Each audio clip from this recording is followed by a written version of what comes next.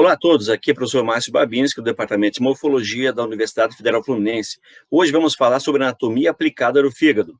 Bom, alguns fatos, históricos e em cultura geral, é importante a gente comentar acerca do fígado.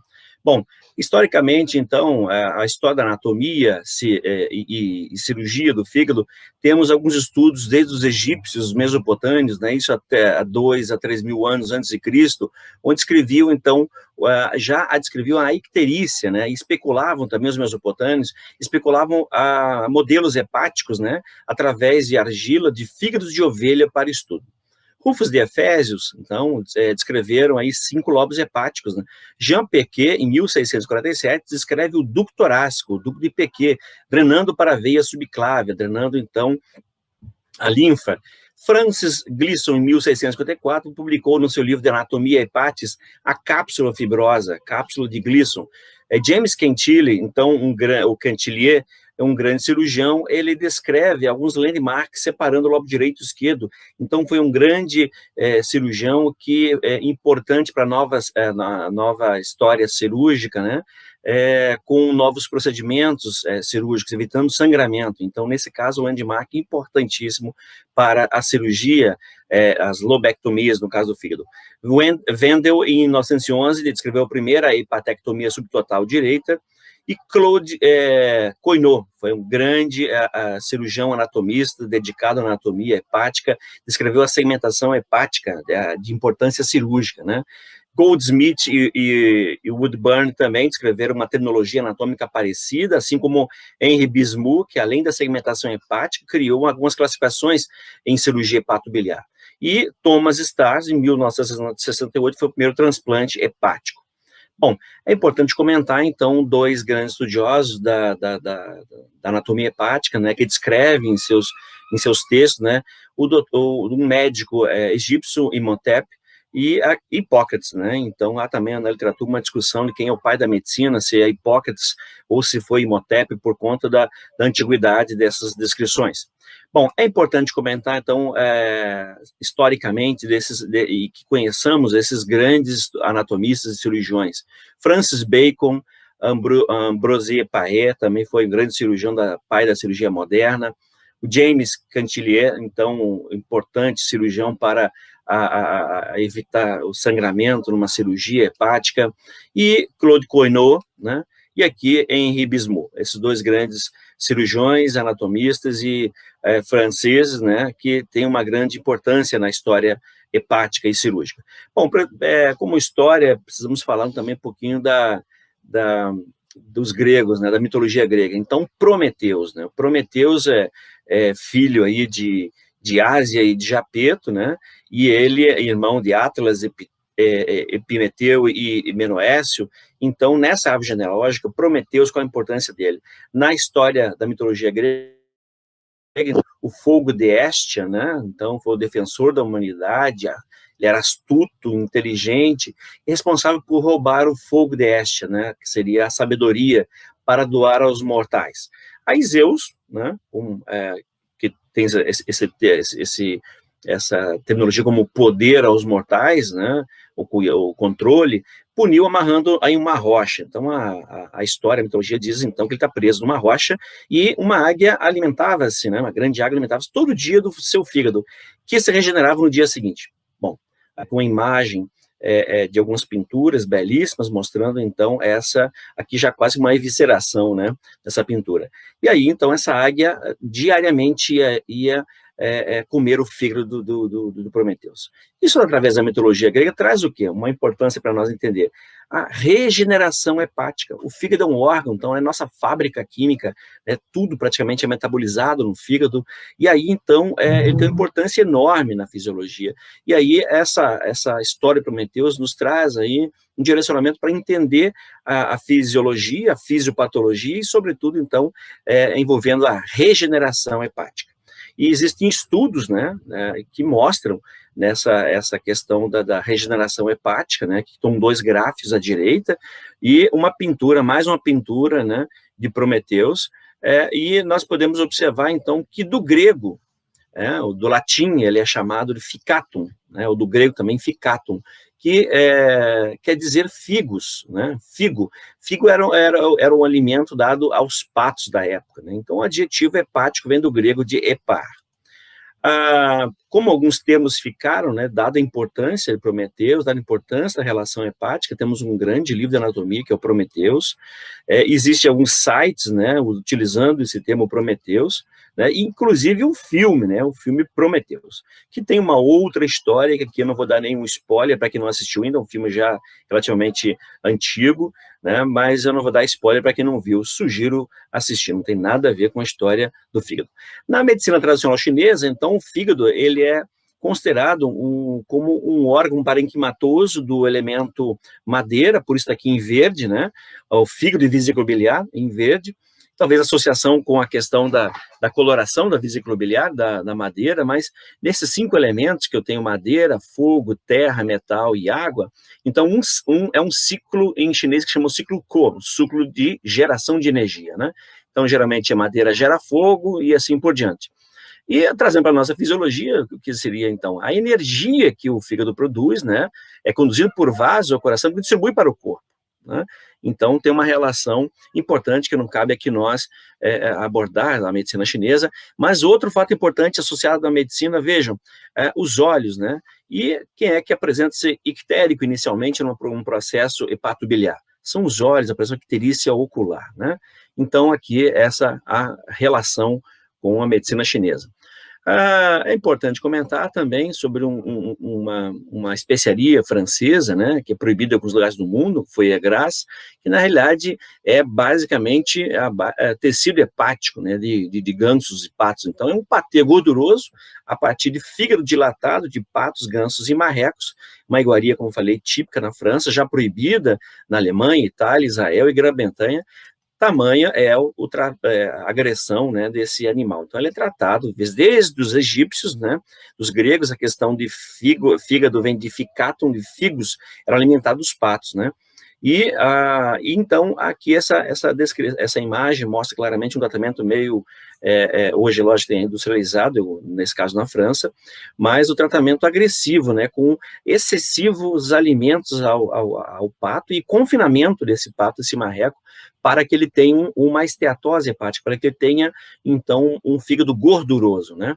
Então, e aí eu trago algumas imagens, né, de egípcios que, da época, já faziam esse tratamento para ter esse fígado gorduroso, então, dado o prazer, o sabor que era dado por conta desse tratamento. Bom, como falei, ele é proibido em alguns países da Europa, né, como a Alemanha, a Itália, Israel e Grã-Bretanha, por conta dessa questão dos animais. Aqui no Brasil, tem uma questão dos animais importante, né, legislação, mas não vejo nada direcionado a esse tratamento, né. Bom, outras generalidades do fígado. Existem uma descrição de mais de 500 funções vitais, se fossem esmiuçadas, né, da hepática. Então, na realidade, vamos resumir aqui, ele participa do metabolismo da bilirrubina, né, metabolismo de ácidos graxos, de lipídios, carboidratos, proteínas, participa da detoxificação hepática e da função imune, né. Então, está envolvido com a questão da filtração, né, todos os elementos que passam por ali, né, a homeostase, então, e o metabolismo, já foi falando, carboidratos, lipídios, e um fator importante médico para a gente, que é o fator de coagulação, né? Então é importante, alguns fatores de coagulação têm relação hepática também. E metabolismo de algumas drogas, né? Drogas, nesse caso, de alimentos e drogas que nós utilizamos para tratar os pacientes, medicamentos, né? Então, sempre na bula há uma descrição de uma agressão ou de um metabolismo hepático, né? Então, ele fala metabolismo hepático em primeira passagem, segunda passagem, e também de agressão hepática. Bom, a morfologia.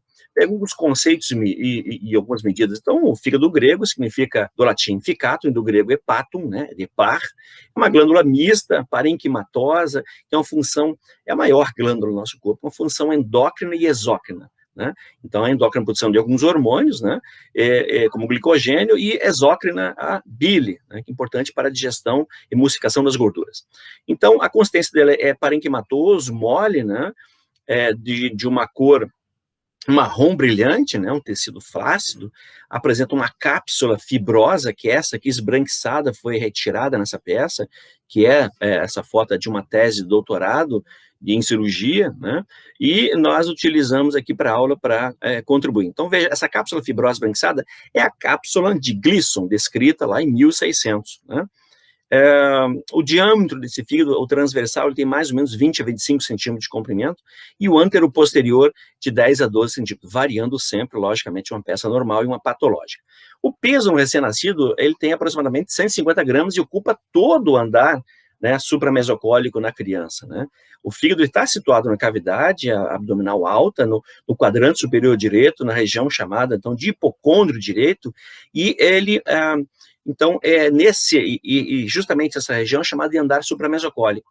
O adulto, ele pesa em homens entre 1.400 a 1.800 quilos, né? Em média, em 1.600. Na mulher, entre 1.100 a 1.400 quilogramas, e em média 1.300. A atrofia senil, que é comum, né, no envelhecimento, uma alteração degenerativa, ele pesa em torno de 1 a 1,3 kg. O peso fisiológico dele, com o volume sanguíneo, então, em média, é um peso máximo de 2.500, né, e poderia ter um peso mínimo entre 1.000 a 1.300. Ele ocupa, em termos de peso, mais ou menos 2 a 3% do peso corporal. Ele tem um duplo suprimento sanguíneo, né? Nós temos a veia cava levando sangue para dentro do fígado, temos a artéria hepática, né, própria levando sangue para dentro do fígado, e esse sangue se mistura, né, para nutrir e também para ser metabolizado. Então, mais ou menos, aí eu tenho 600 gramas só de peso líquido. Embriologicamente, o fígado, então, ele surge aí na transição do intestino primitivo, intestino anterior e médio, né, onde, então, é exatamente no duodeno, na segunda parte do duodeno, onde eu tenho a abertura, o ósteo, né, a papila duodenal, e aí esse ósteo, essa abertura do colédoco. Então, veja, ele surgiu do colédoco, a partir desse duodeno, segunda parte, vai evoluindo, vai crescendo, desenvolvendo essa glândula, invadindo esse espaço no andar supramesocólico, no hipocôndrio direito, e lá se desenvolve.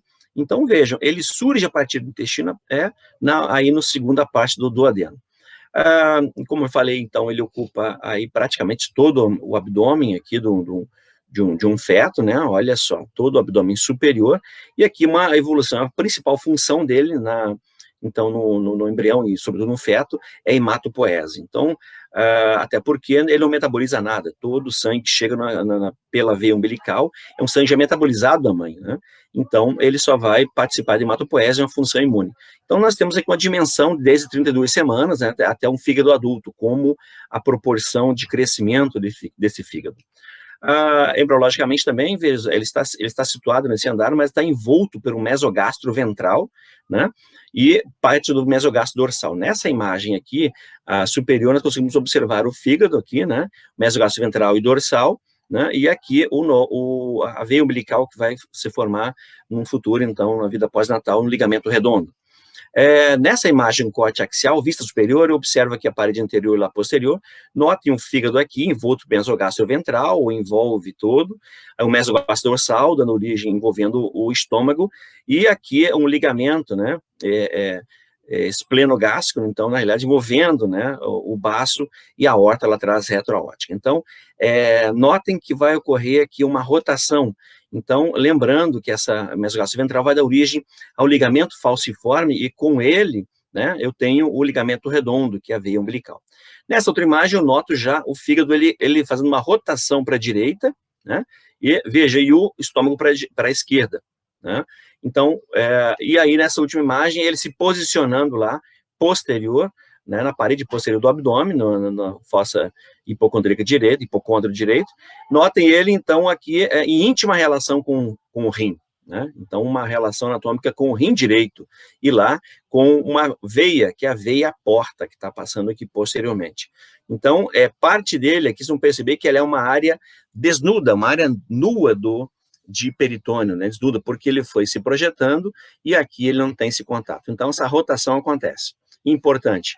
A topografia do fígado, então ele está nesse quadrante aqui superior direito, né?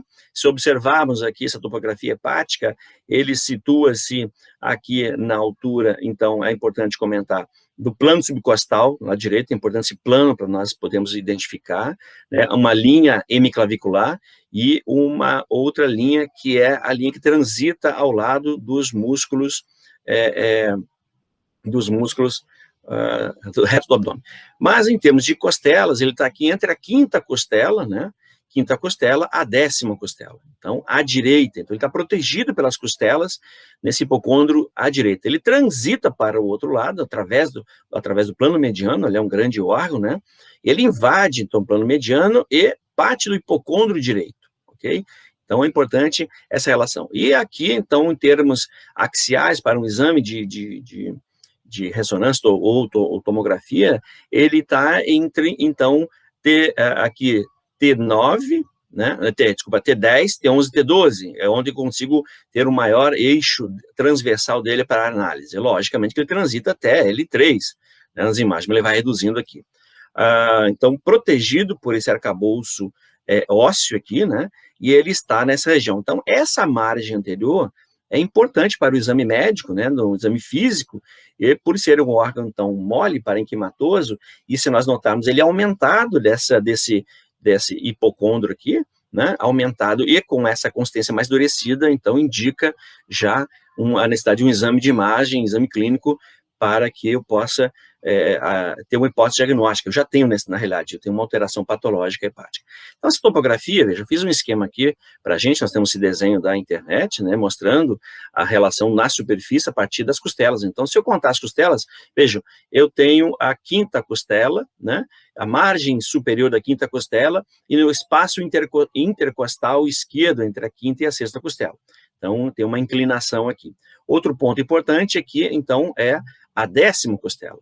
Então, eu tenho aqui o desenho na superfície, né, e eu criei uma regra, na realidade, uma regra mnemônica, vou voltar aqui para vocês. Então, gravem 5, 5, 10. Fica mais fácil, né? 5, 5, 10. Quinta costela, margem superior, mais ou menos um dedo acima.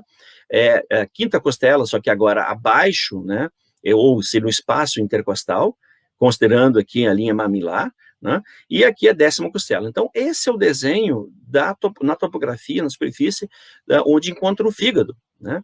E lembrando que ele transita na região epigástrica aqui.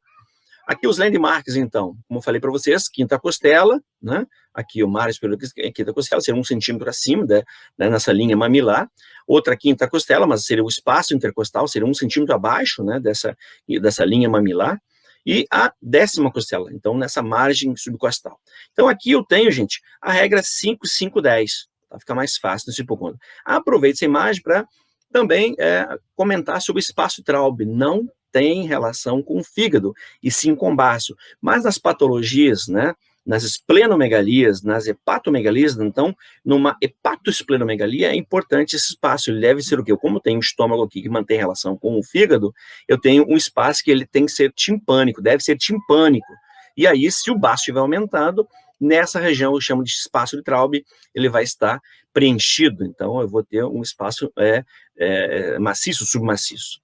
Bom, na superfície, ele varia aqui. Por quê? Por conta do diafragma. Ele está intimamente, está preso, fixo ao diafragma pelos ligamentos, né, pelo peritônio, os ligamentos triangular direito e esquerdo, pelo coronário.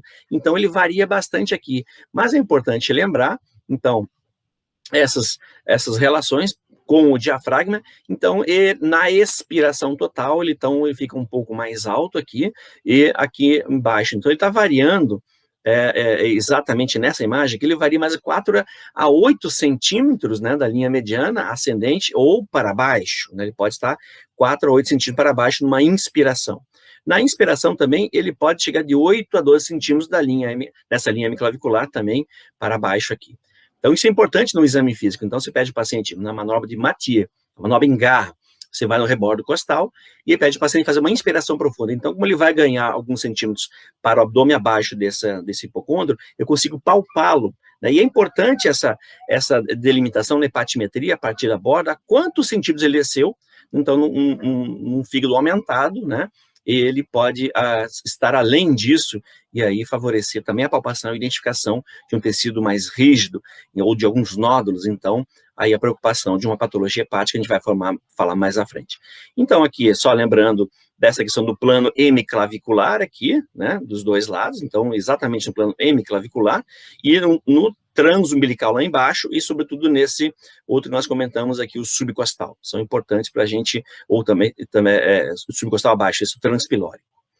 Bom, essa topografia, então, que mostra essa relação com o fígado, né, no plano mediano, vejamos, então, aqui essa região de hipocôndrio, eu trouxe essas outras imagens aqui para aproveitar comentário dos nossos exames, então, como eu falei para vocês do espaço de Traub aqui, também um umbigo como referência, até a espinha ilíaca, os pontos apendicular, né, o ponto de McBurney, o ponto e a manobra de Bloomberg, aqui o ponto de Ganz, aqui uma mudança, aliás, de uma linha que atravessa interespinhal, e um terço mais próximo, então, o pálpito do meu apêndice, seria a linha de Ganz, e aqui o espaço de Traub.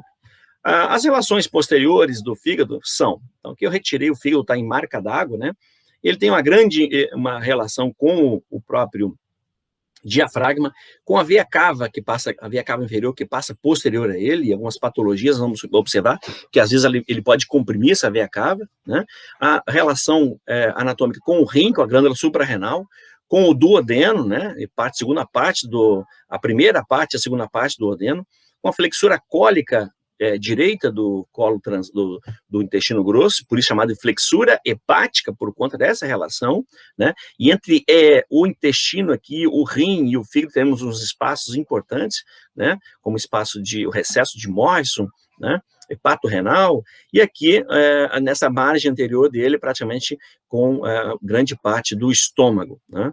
Então, são relações, e lá também posterior com quem? Com a artéria com a aorta abdominal, sobretudo com esse tripé de Rayleigh aqui, de Haller, né, o Rayleigh, esse seria o tronco cilíaco. Então, nessa imagem aqui, retirado, mostrando as relações superficiais dele, que nós chamamos de área nua, desprovido peritônio. Então, essas relações estão voltadas para o diafragma. Então, tem aqui, em toda a extensão, tem do peritônio, aqui uma comissura, uma junção, que seria o ligamento triangular direito, lá o triangular esquerdo, e todo o ligamento coronário, né, transitando aqui. Então, veja como ele cobre, e mostrando a relação também desse sulco para a veia cava inferior aqui, entre o lobo direito e o lobo esquerdo. Algumas impressões também aqui, uma impressão gástrica, porque mantém relação, né, com então a depressão rasa na superfície do fígado, na face visceral, uma impressão renal, são das duas maiores, né, tendo ainda uma impressão cólica, por conta da flexura cólica direita, né, e então, entre aqui, o trânsito aqui desse peritônio, então ele forma alguns ligamentos ainda aqui, e acabam envolvendo aqui uma porta do fígado, na realidade um hilo, a entrada de um pedículo hepático, a gente vai abordar mais à frente. Nessa outra imagem, então, eu tenho uma vista da face visceral. O fígado tem uma face diafragmática, que é aquela que falamos, tem uma relação com o diafragma, que é superior, e uma inferior, que é a face visceral, né? E essa face visceral aqui, afastada por esses ganchos, mostra uma relação do peritônio aqui, então, agora entre o fígado e o estômago, que eu chamo, então, de omento menor, que faz parte daquele mesogastro, né? Aquele mesogastro dorsal na embriologia. Então, esse omento menor, na realidade, ele apresenta uma área espessada, que eu chamo aqui de ligamento hepatoduodenal, e aqui um ligamento hepatogástrico, né? Importante que atrás eu vou ter um forame omental de Winslow, uma relação com a bolsa omental.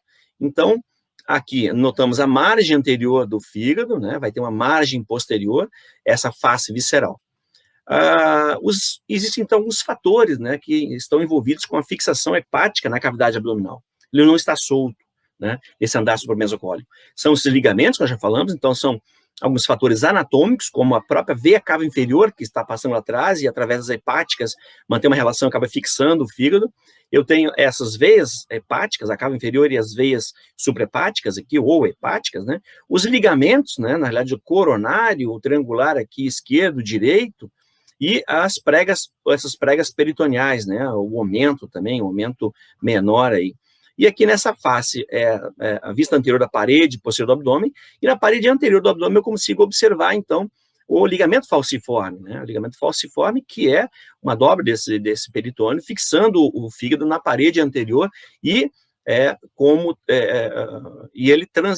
um elemento aqui que transita nesse falciforme, que é o ligamento redondo, ou teres, então remanescente da circulação fetal.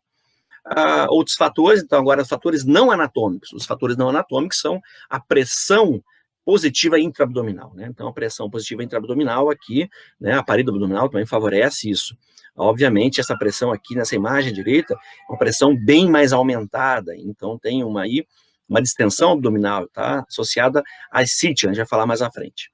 Bom, algumas relações pleuropulmonares, né, somente com o fígado, para você ter uma ideia, né, porque lembrando que, como ele é coberto pela cúpula direita todinha do diafragma, então eu tenho os recessos, né, costofrênicos, né, o costo-diafragmáticos direitos, que mantém essa relação aqui, uma relação lateral, né, vejam, com o fígado, né, até a quinta costela, com o pulmão até a sexta, e a sétima com a pleura. Aqui numa vista posterior, então, com o próprio fígado, né, com o pulmão, e lá embaixo com a pleura. Então vai ter lá embaixo nesse recesso. Uma vista na linha axilar média, então até a sexta com o fígado, né, o pulmão a oitava e décima com a pleura.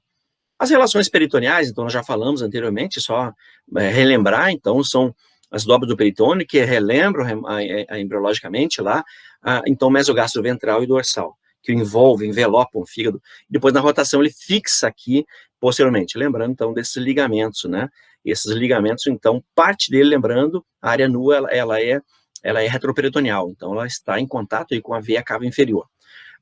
Então, os ligamentos hepáticos, quais são? Eles já, aqui em maior aumento, eu tenho o ligamento coronário, então, ver o peritônio se prendendo aqui ao diafragma, né, e se refletindo nessa cúpula diafragmática, depois na parede anterior do abdômen, e se projeta aqui dos dois lados num ligamento, chama ligamento falciforme do fígado, né, ligamento falso, e aqui transita, né, nesse ligamento falciforme, o ligamento redondo, ou teres, então a veia umbilical remanescente oclusa aí do período pré-natal. Lembrando que esse falciforme ele se prende aqui, ó, aonde? A parede anterior do abdômen, que nós vimos na imagem anterior, tá? Então nessa vista anterior aqui do fígado. Aqui nessa face posterior, então, o falciforme está aqui, né? E lá atrás ele é contínuo com esse peritônio que se reflete sobre a face inferior da cúpula do diafragma e parede posterior do abdômen.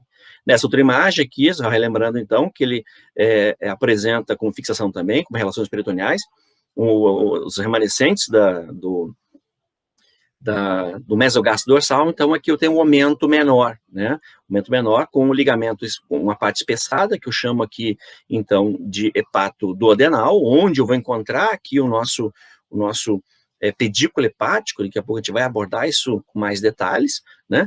E aqui atrás desse aumento eu tenho, então, a artéria tronco cilíaco, o tripé de Rayleigh, né, que surge aqui por trás, né? Nessa imagem, um corte transversal, uma vista axial aqui, eu consigo visualizar, então, esse ligamento falciforme prendendo a parede abdominal, revestindo, então, o fígado como um todo, e em um momento, que não é nesse corte aqui, ele se projeta, mantendo relação com o estômago, através do aumento menor, e que contém, né, ali no seu espessamento, né, por conta de proteção do ligamento hepatodenal, contém, então, a artéria hepática, o colédoco, e contém a veia porta, né? Então, é essa relação importante. A área nua do fígado, então, ou desprovida de peritônio, é uma área, então, que ela mantém contato direto com o retroperitônio, e é por onde se abrem aqui, então, as veias hepáticas, né, ou suprahepáticas, as veias que fazem um fluxo eferente do sangue de dentro do fígado para a cava inferior, que está passando ali atrás, né? Então, aqui nessa imagem conseguimos observar. Aqui, mais ou menos, os ligamentos, né, em um outro desenho, para mostrar essa dimensão de que eles estão fixando no diafragma, e acabam criando um espaço aqui, né, que é um espaço nu, né, de tecido. E essa área toda aqui, então, desprovida de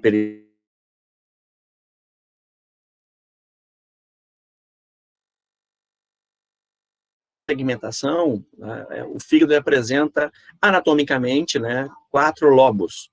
O lobo hepático direito, esquerdo, né? E eu tenho aí um quadrado e um caudado, que anatomicamente nós descrevemos assim, mas cirurgicamente teremos outra segmentação que a gente vai abordar aqui também. Notem que nessa face visceral, então eu tenho uma porta, nós chamamos de hilo hepático ou porta do fígado, né? Então ele está aqui exatamente entre o lobo quadrado e o lobo caudado. Vejamos, na superfície lobo quadrado, ele está limitado, então, à margem anterior do fígado, aqui o ligamento redondo, através dessa fissura do ligamento, aqui é outro espaço, outra margem que é voltada para o hilo hepático, a porta do fígado, e a outra com a fossa, que aqui está preenchida pela vesícula biliar. Então, fossa da vesícula biliar com a vesícula biliar. Então, isso aqui é o lobo quadrado. O lobo caudado, então, ele se encontra aqui entre o ligamento venoso, né, um remanescente da circulação fetal, entre esse ligamento venoso separa o lobo esquerdo do lobo caudado. Eu tenho a veia cava inferior, que passa num sulca, aqui, num sulcamento, sulco para a veia cava, e aqui está preenchido pela veia cava, e eu tenho aqui, então, essa cauda, né, esse processo caudado dele, então, está entre o hilo e a veia. Então, vejamos, é como se eu tivesse uma letra H aqui, a margem direita, né, um H transversal, né, ou deitado, então, veja, uma colunas verticais desse H, essa aqui mais anterior está voltada para o hilo, né, e a posterior é que está voltada para a veia cava inferior. Notando, então, que eu tenho aqui um sulcamento importante, né, e isso é de importância cirúrgica. Foi a partir desse pedículo hepático, dessa fáscia de Gleason que envolve essa cápsula fibrosa, que envolve todo o fígado, ela se projeta para o seu interior, vai se projetando para o seu interior através do pedículo, e então aí Gleason lá atrás já foi dizendo que na dissecção, no seu livro de anatomia do fígado, ele foi dissecando através dessa fáscia, né, e então foi chegando a alguns segmentos, que depois foi abordado por Cournot com mais clareza. Então, nessa face visceral aqui, né, vejamos, então, a porta do fígado, o fígado, o lobo direito aqui, o esquerdo, e aqui as superfícies, né, rasas, né, essa superfície, então, eu tenho aqui uma para, nós já falamos, então, desse lado direito aqui, para o estômago e aqui para a flexura cólica, para o rim. Aqui uma peça também da tese de doutorado, né, do Dr. Martins. Nós observamos alguns sulcamentos que podem existir aqui na superfície, e às vezes esses sulcos podem estar ligados, dependendo da rotação, da implantação do fígado, com algumas costelas. São sulcos, então, variações anatômicas, sulcos diafragmáticos, sem importância cirúrgica. Notem nessa peça, uma peça patológica, a cápsula de Gleason está bem espessada, notem que essa vesícula biliar é gigante aqui, que vai abordar fugindo da sua fossa, né? Então, nesse corte coronal frontal, eu consigo identificar um recesso importante, o recesso hepatorrenal. Então, notem, é uma projeção do peritônio, nessa face visceral, até a sua relação com o rim, né? Então, esse recesso aqui, hepatorrenal, também chamado de recesso de Morrison, tá? Então, notem que aqui tem uma íntima relação com a flexura cólica direita, com o rim, e essa projeção, essa escavação, melhor dizendo, recesso hepatorrenal de Morrison. Então, isso é importante. Lá em cima eu vou notar um outro recesso, que é um subfrênico, né, também chamado de suprahepático. Então, aqui esse recesso é importante por conta de alguns abscessos, de uma síndrome de Fritz-Hugh-Curtis, que vamos falar à frente.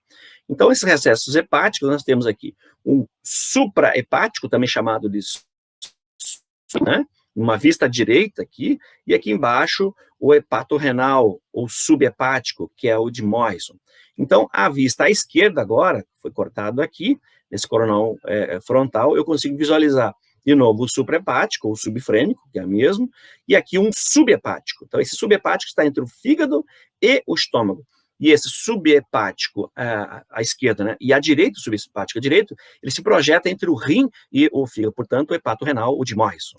Nessa outra imagem aqui, eu consigo visualizar bem esse hepatorrenal, o de Morrison, né, e uma imagem mostrando aqui, então, nessa parte subfrênica, ou também chamado, então, de suprahepático, acúmulo de secreção, coleção, pus e gás no córtex axial. Então, o paciente deitado, acabando criando um nível aqui de líquido, né, de secreção purulenta, e um nível aéreo aqui, um nível de gás, né. Esses recessos, então, eles são importantes, né, por conta de criar compartimentos, né. Esses compartimentos são reconstruídos na tomografia com reconstrução em 3D, e aí, o número 1, como eu já falei, é um recesso aqui subfrênico, né, onde eu tenho o saco menor aí, o saco menor, né, embriologicamente falando, né, o número 2, que seria o aumento menor, que é aquela bolsa mental, o 3, o hepato-renal, de Morrison, né, o 4, então, na realidade, aqui é uma goteira paracólica, importante, como o 5 tem outra goteira paracólica, que é um espaço que nós falamos lá no intestino grosso, que é o intestino grosso voltado, a sua parede posterior voltada para o retroperitônio. E nós temos, número 6 aqui, então, espaço reto-uterino, né, também chamado de Douglas, o recesso reto-uterino ou escavação de Douglas. A morfologia hepática, então, vejamos, ele, como já foi falado, ele apresenta uma coloração marrom, né, um fígado normal, aqui brilhante por conta da cápsula fibrosa, que é a cápsula de tecido conjuntivo de Gleason, né, é uma superfície lisa, né, então, flácida, porque a gente pode palpar no exame físico, e um parênquima denso, né? E aí o primeiro a descrever essa cápsula foi esse senhor aqui em 1600, que foi Francis Gleason, um cirurgião e anatomista. Então, o revestimento hepático, essa cápsula fibrosa, que é um corte histológico mostrando ela, lógico, aumentado aqui, não está espessada, em alguma região do fígado ela se espessa. Então, notem uma peça aqui patológica da tese do Dr. Martins, mostrando, então, ela aqui brilhante, né, envolvendo o fígado. Então, uma cápsula delgada tecido conjuntivo fibroso, né, que nós chamamos de cápsula de Gleason. E aqui, essa cápsula de Gleason, numa peça patológica, mostrando uma efusão hemorrágica, né, por conta da relação de metástase pulmonar, notem ela praticamente como se tivesse aqui uma esfoliação, né, isso é uma efusão, então ela foi perdida aqui, né, então a cápsula de Gleason está fora. E numa peça cirúrgica, né, ela faz parte, junto com o aumento, como um curativo biológico, né? Na realidade, uma peça é que ela está enxertada no parênquima hepático para a sutura, favorecendo a sutura e a hemostasia num trauma hepático, né? Então, vejam que essa cápsula de Gleason, ela é fina, mas aqui na região do hilo, na região da face visceral, ela se espessa, né? E aí, continuamente reveste aqui com o peritônio, agora nesse caso, revestindo o peritônio a vesícula biliar nessa peça aqui. Então, ela fica mais espessa aqui no hilo.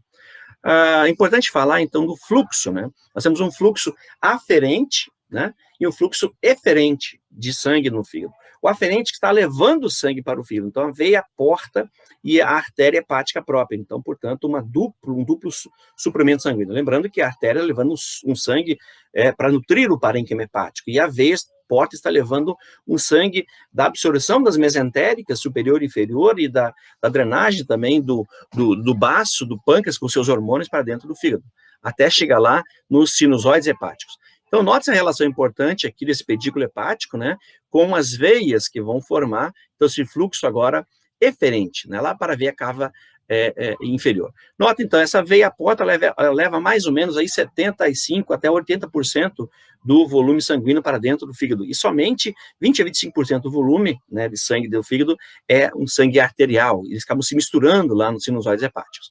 Então, eles chegam aos vasos interlobares, né, então, para o lobo direito, lobo esquerdo, então, esses vasos interlobares aqui. Depois, interlobares para os interlobulares, né, ou segmentares, não interlobulares.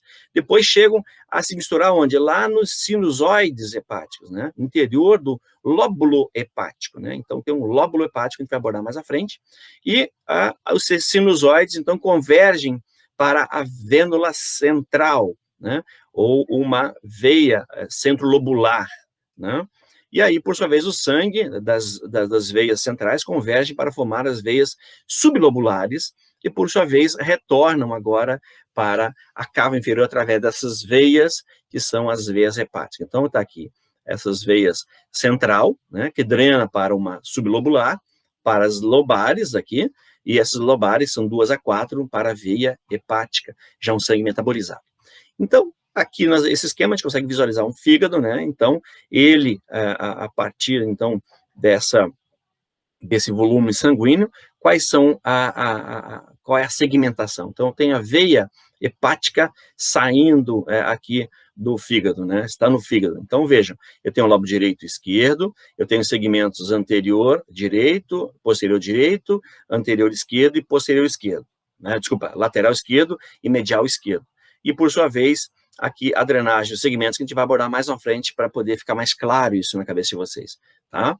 Então, é importante que Gleason lá atrás, então, através dessa cápsula, ele foi dissecando na porta do fígado, e ele percebeu que existia, então, aqui uma bainha, né? Essa bainha que foi chamada de bainha de Gleason, mas antes de Gleason, Valor também descreveu, então foi chamada bainha de Valor. Ela vai se estendendo em toda a segmentação hepática. E como é essa segmentação hepática? Então, veja, o sangue chegou pela porta, como falamos, o fluxo aferente, venoso, vindo aí dos intestinos, delgado e grosso, do estômago, do baço e do pâncreas, né? Ele chega, então, aos segmentos hepáticos aqui, né? Esses segmentos que a gente vai abordar mais à frente. São os segmentos, então, 2, 3, o 4, o 5, o 6, 7, 8 e o 1 que não aparece aqui, está aqui atrás, né?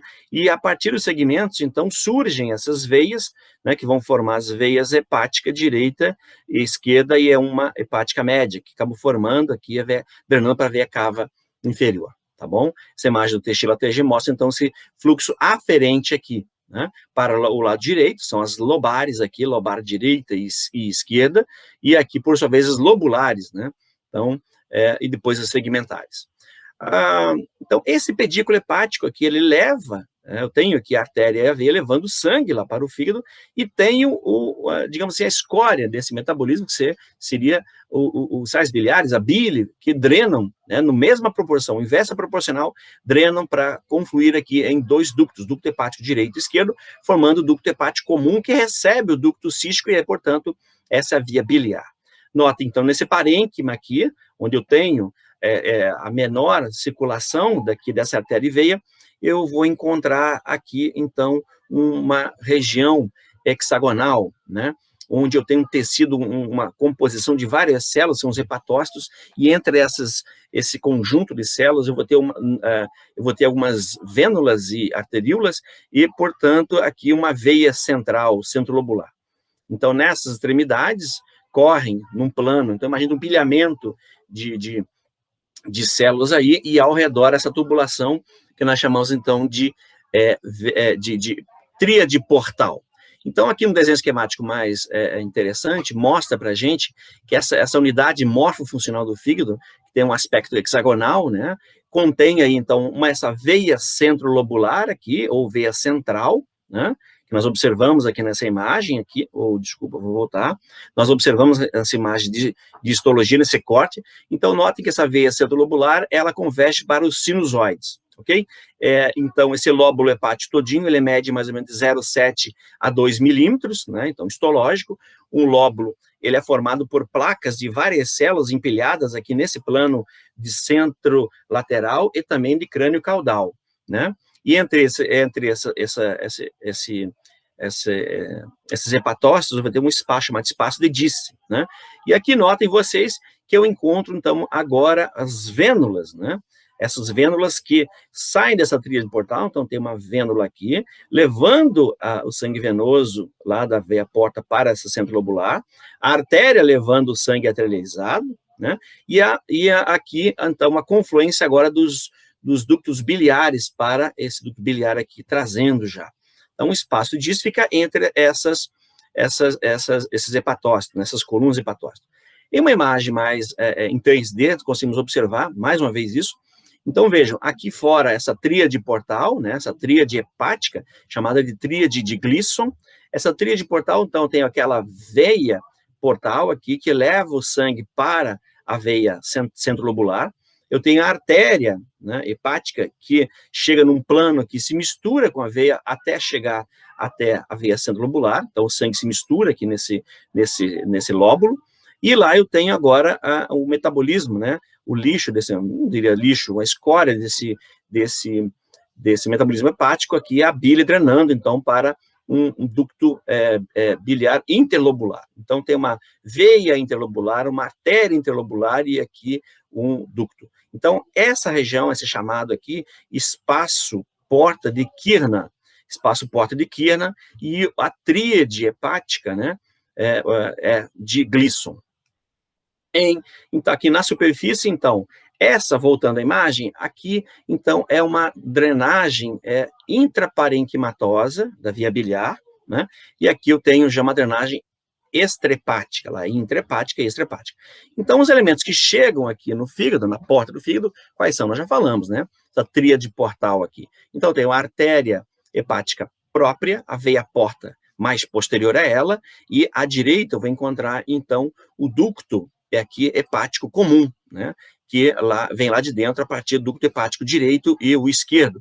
Então, formando aqui essa tríade portal, também chamada de pedículo hepático, e aqui está revestido por quem? Pelo ligamento hepatoduodenal, pelo aumento menor e, sobretudo, nessa parte espessada dele, que é o nosso hepatoduodenal, né?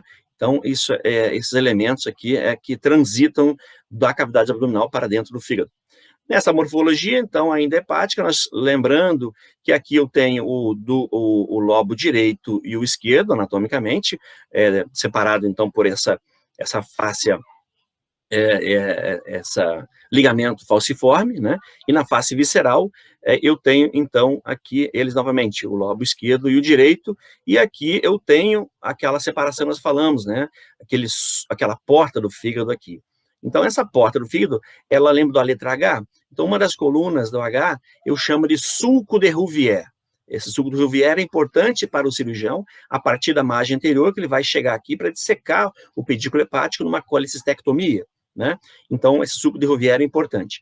E o outro sulco aqui é o ligamento venoso, o ligamento de Arantus, lembrando a circulação fetal. Então, essa superfície aqui é visceral do lobo direito, lobo esquerdo, e aqui o lobo caudado e lá o lobo quadrado. Tá? Aqui, então, a fossa da vesícula biliar, preenchida por ela, que separa, então, o lobo quadrado do lobo direito. Então, é a margem anterior, tanto é que o fundo da vesícula é anteriorizada, né? E a gente acaba tocando esse fundo aqui em uma manobra que a gente vai aprender mais à frente, então, que é o ponto cístico ou o ponto de Murphy, ou manobra de Murphy. Aqui, então, como eu falei do sulco Rouvier, como é importante, né?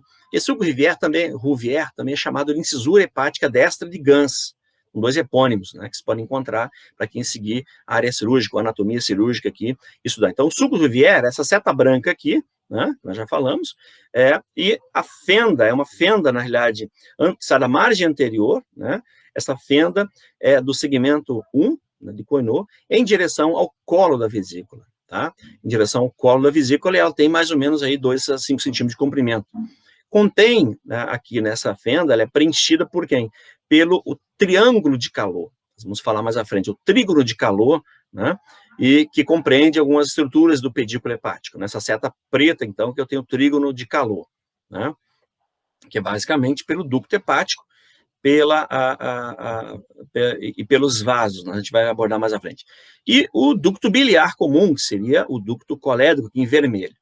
Então, aqui o sulco de Rouvier, ou também chamado de incisura hepática destra de Gans, destra e direita, né? Então, lembrando o lobo direito. E aqui eu vou encontrar, então, nesse pedículo hepático, ok? Nessa região. Então, existe um outro mnemônico importante, né? Essa seta preta, como falei para vocês, lembrando, então, o trígono de Calot, e aqui embaixo a vermelha, o ducto biliar comum, na realidade, o colédrico. Existe um mnemônico, né? Rangers. Então, Rangers vem de o R de Rouvier, at neck, gallbladder, ACEs reconnection of structures. Então, veja como é importante esse sulco de Rouvier, né? Então, um mnemônico para identificar na videolaparoscopia esses elementos. E aqui, vejo, está já um pouco mais dissecada, está desprovida, né? Já estou procurando a artéria nesse trígono de Calot aqui. Um corte coronal axial, então, aqui o fígado, né? Nesse plano, a gente não consegue, só observamos a veia cava inferior, então, e a aorta, então está um pouco acima do nível que nós comentamos agora. O que eu chamo a atenção aqui é que na superfície desse fígado eu encontro metástases na superfície peritoneal, tá?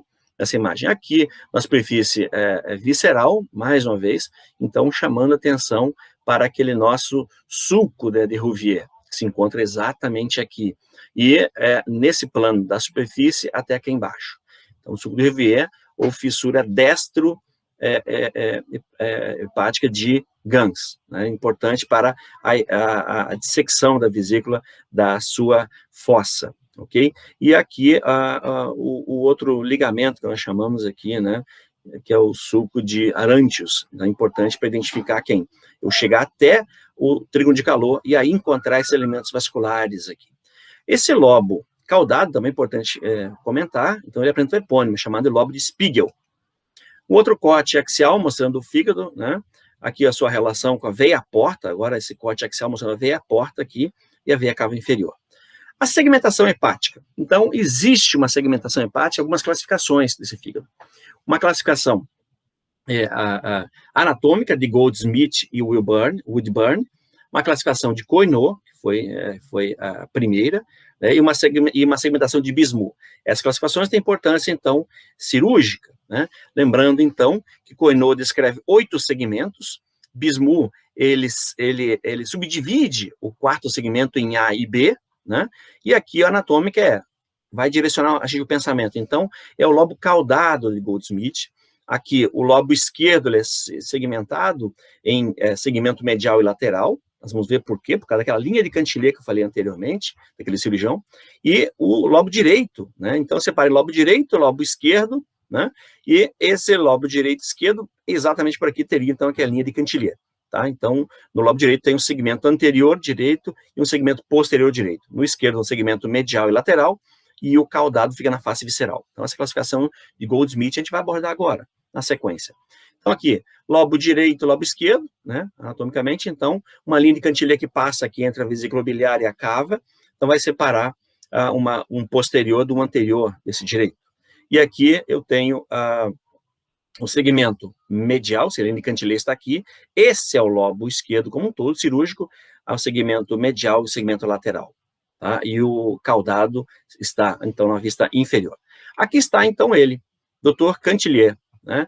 Então, um médico, se eu não me engano, de origem da Grécia, escocês, né? Cantilet, ele descreve, então, de importância cirúrgica, uma linha que leva o nome, que é exatamente na margem anterior aqui do fundo da vesícula biliar, traça uma linha até a veia cava inferior, separando o fígado em 2 lobos, lobo direito e lobo esquerdo, né?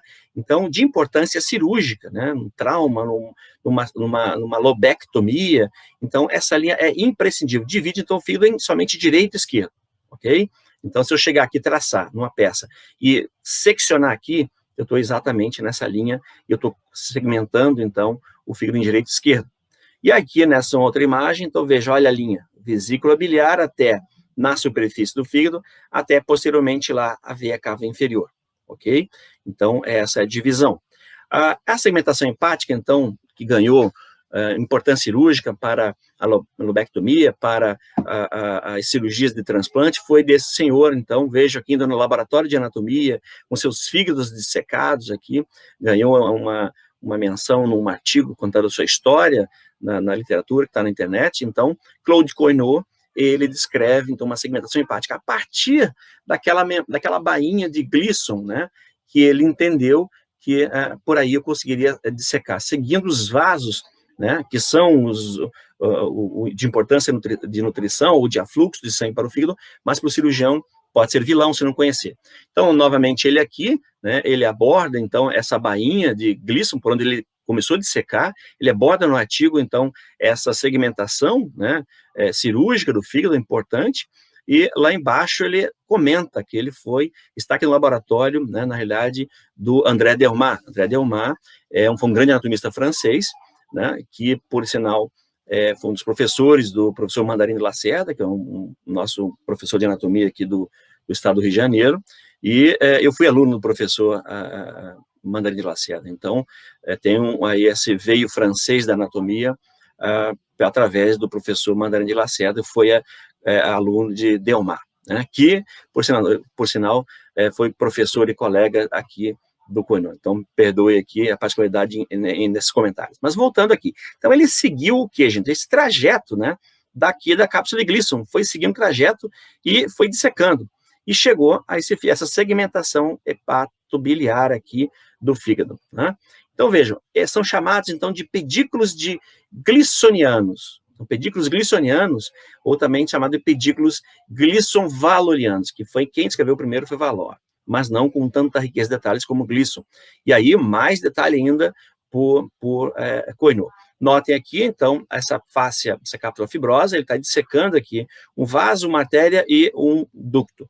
Então, ele descreve, né, depois de estudar tanto, que a cada ano que passa, né, ele fica mais vezes convencido que a bainha vasculobiliar, que é esse pedículo glissoniano, é o ponto de partida cirúrgico para mais importantes estruturas da anatomia hepática.